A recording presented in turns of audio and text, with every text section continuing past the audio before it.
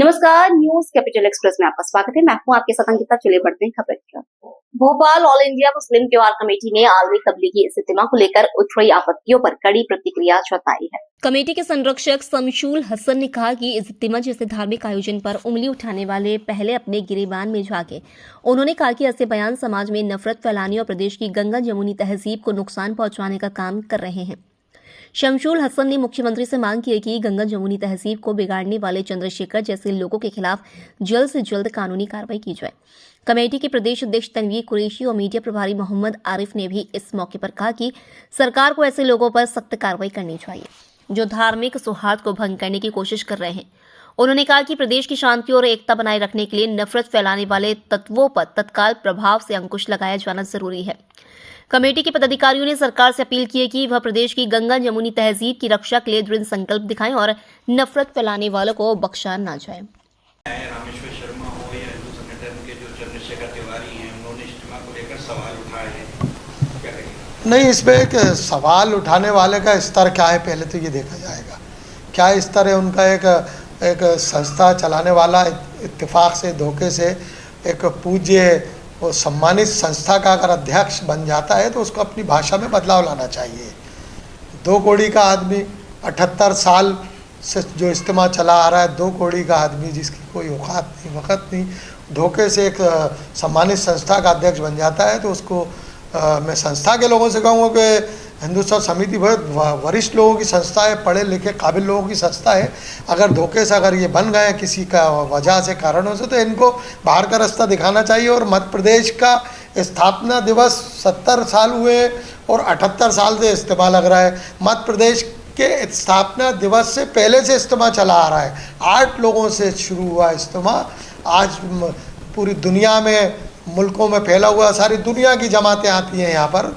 और अफसोस की बात है जिस तरह की ये भाषा का इसने इस्तेमाल किया है तो उसको पढ़ा लिखा नहीं है, उसको ज्ञान नहीं है कि कोई भी बाहर से जब विदेश से इस रिश्ते में शरीक होने आता है तो सबसे पहले उसको वेरिफिकेशन सेंट्रल गवर्नमेंट करती है, विदेश मंत्रालय करता है, उसके बाद उनको एंट्री दी जाती है यहाँ। लेकिन ये ऐसे अनपढ़, हम तो सोचते हैं कि हमारे समाज में ही शिक्षा का अभाव है। हमें लगता है कि इस बहुसंख्यक समाज में भी शिक्षा का अभाव है। जो ऐसे लोग आते हैं और भोपाल की और मध्य प्रदेश की गंगा जमुना तहजीब पे टीका टिप्पणी करते हैं। आपको क्या लगता है कहीं भी भारतीय जनता पार्टी के बिल्कुल संरक्षण मिल रहा है? जैसे इनका बयान आता है उसके ऊपर भारतीय जनता पार्टी के विधायक रामेश्वर शर्मा के बयान आने शुरू हो जाते हैं।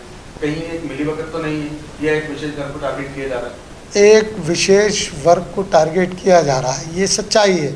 चाहे वो रामेश्वर जी हो या चंद्रशेखर हो या XYZ, जिस तरह के हालात इस मुल्क को, इस प्रदेश को, जिस तरह से मध्य प्रदेश के मुख्यमंत्री बार बार संभालने की कोशिश करते हैं, वो मध्य प्रदेश सरकार के लोग, सरकार में शामिल लोग, सत्ता से जुड़े हुए लोग और मध्य प्रदेश के मुख्यमंत्री का पैर पकड़ के खींचने की कोशिश करते हैं। तो इससे ये लगता है कि मध्य प्रदेश में कहीं ना कहीं कुछ गड़बड़ है। मध्य प्रदेश के मुख्यमंत्री से ऑल इंडिया मुस्लिम त्यौहार कमेटी की जानिब से हम कहना चाहते हैं, अपील करना चाहते हैं कि आप संवेदनशील मुख्यमंत्री हैं, आप दोनों आंखें खोल के रखे हुए हैं।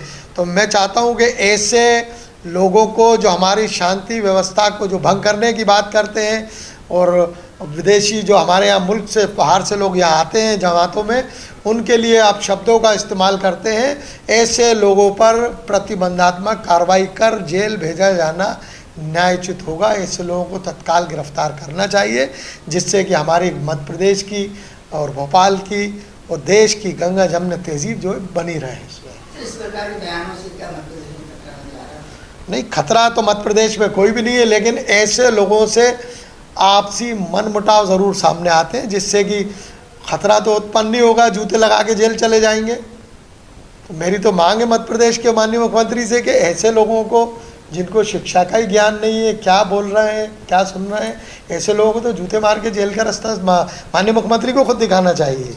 जैसे कि आपने जेल की बात कही, इससे पहले उन्होंने कुछ अलग टिप्पणियां की थी के टाइम पे, कई समाज सेवी और आप लोगों ने आवेदन दिए कब्जा कर रहे हैं, मगर उस पर कोई गिरफ्तारी कोई कार्रवाई नहीं की गई है। क्या लगता है कहीं कि इनको बचाया जाता है, संरक्षण दिया जाता है? नहीं, देखिए वो एक सब्जेक्ट अलग था। जो गणेश उत्सव में पत्थर गिरा, कहाँ से आया कहाँ से नहीं आया, ये एक सोची समझी साजिश के और आपसी झगड़े का परिणाम था। वो आपसी गुटबाजी और झगड़े की वजह से इतनी बड़ी स्थिति सामने आई थी। लेकिन समय रहते पुलिस की मैं प्रशंसा करूंगा कि भोपाल पुलिस ने समय रहते उस बड़े उपद्रव को संभाल कर जिस तरह से उसमें खात्मा लगाया, जिस तरह उसको पब्लिकली जाहिर करा कि सब नकली लोग थे, फर्जी लोग थे। वो जितने विवाद की स्थिति निर्मित हुई थी ये फर्जी लोगों द्वारा की। चंद्रशेखर तिवारी जी का बयान आया था, उनके खिलाफ आवेदन करते, शायद उस टाइम पे कोई कार्रवाई की थी, शायद इस समय वो इस्तेमाल नहीं। कार्रवाई में आपके चैनल के माध्यम से वही तो कह रहा हूँ, कार्रवाई क्यों नहीं की जाती। अगर समय रहते ऐसे उपद्रवियों पर कार्रवाई नहीं की गई तो यकीनन भोपाल का माहौल ख़राब होता है। हमारी गंगा जमुना तहजीब खंडित होती है और जो शिक्षित लोग हैं, पढ़े लिखे लोग हैं, काबिल लोग हैं, धार्मिक प्रवृत्ति के लोग हैं, वो ऐसे लोगों से दूरी बनाना पसंद करते हैं। मेरा ऐसा मानना है। मैं आपके तमाम चैनलों के माध्यम से ये कहना चाहता हूँ कि अविलंब ऐसे लोगों को, मध्य प्रदेश के माननीय मुख्यमंत्री को रोक लगाना चाहिए, गिरफ्तार करना चाहिए और इन पर प्रतिबंधात्मक कार्रवाई की जाना बहुत ज़रूरी है। हिंदू उत्सव समिति के अध्यक्ष को एक बात कहना चाहता हूँ कि आप जो ये सवाल उठा रहे हो, मतलब वो सवाल आप डायरेक्ट सरकार के ऊपर उठा रहा हो। सरकार 20 साल से सरकार आपकी यहाँ पर है, वो 78 साल से चला आ रहा है इस्तीमा। मतलब सरकार क्या कर रही है, इंटेलिजेंट क्या कर रही है, जो आप उस पर सवाल उठा रहा हो। मैं ये कहना चाहता हूँ कि अध्यक्ष साहब, आप हिंदू उत्सव समिति के अध्यक्ष बने हो तो आप हिंदू उत्सव समिति के कार्य को देखिए, ना कि आप मुस्लिमों की टांगे खींचना और ये काम करना ये गलत है। आप आपके काम देखो।